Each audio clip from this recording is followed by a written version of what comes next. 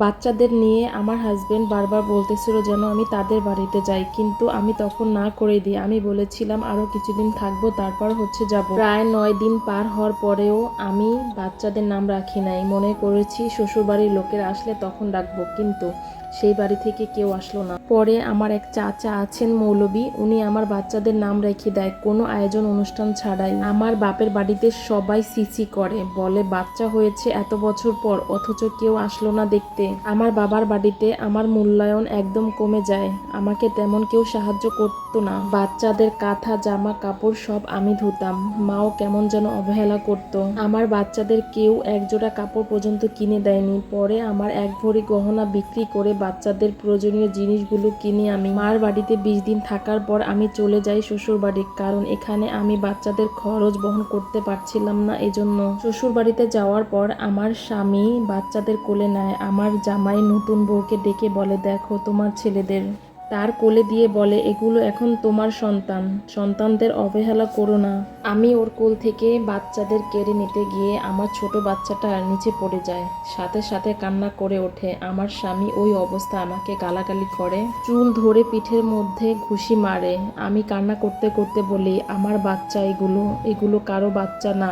আমাকে কেউ একটু ধরতেও আসে নাই যখন মারছিল। মানুষ কতটা অমানুষের রূপ নেয় তা আমার স্বামীকে না দেখলে বুঝতাম না। তারপর ওরা চলে যায় আমার রুম থেকে। আমি আমার বাচ্চাদের নিয়ে অনেক কান্না করি, বলি তোদের মা আছে, আমি মরি নাই, তোদের ভালোবাসি আমি অনেক। ঠিক কয়েকদিন পরে আমার স্বামী যখন আমার রুমে আসে তখন বলি, আমার ছেলেদের আকিকা করাবে না? উনি বলে, এখন টাকা নাই, পরে করাবো, ওদের মুসলমানের সময়।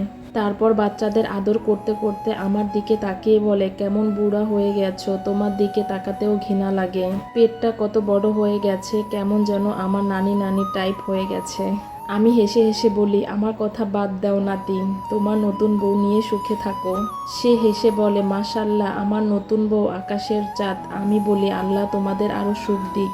আমি বলি, আমার বাচ্চাদের টিকা দিতে হবে কালকে। বলে, আচ্ছা ঠিক আছে, নিয়ে যাব। পরের দিন ও আর ওর নতুন বউ রেডি হয়ে আসে আমার বাচ্চাদের নিতে। আমি বলি, তোদের হাতে তো আমি বাচ্চাদের ছাড়বো না, আমার বাচ্চা আমি নিয়ে যাব, আমি আমার বাচ্চার মা বাবা দুটোই। তখন আমার স্বামী আমাকে বলে, তোর সাথে বাহিরে যেতে আমার শরম লাগে। আমি কিছু বলি না, বলি টাকা দাও, আমি আমার বাচ্চাকে আমি নিজেই নিয়ে যাব। পরে আমাকে 60 টাকা দেয়, আমি সরকারি মেডিকেলে নিয়ে টিকা দিয়ে আসি। 2 বাচ্চাকে একসাথে কোলে নিয়ে যাই, আমার সাথে কেউ যায় না। মেডিকেলের এক আয়া টিকা দেওয়ার সময় সাহায্য করে আমাকে। মেডিকেলে আমার অনেক সময় লাগে, কারণ টিকা দেওয়ার সময় বাচ্চারা অনেক কাঁদছিল, সবাই বলতেছিল আমি একা কেন।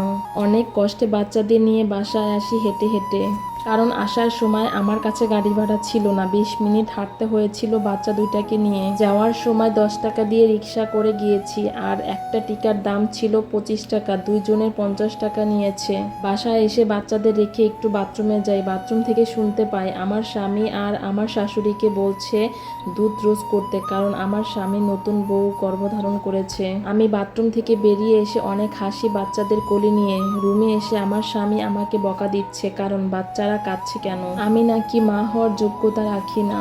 সে একটু আমার বাচ্চার প্রতি কোনো মায়া মোহব্বত দেখালো না। আমার নিয়তি এতটাই খারাপ ছিল। সত্য একটি ঘটনা থেকে আজকের এই গল্পটি আপনাদের সাথে শেয়ার করলাম।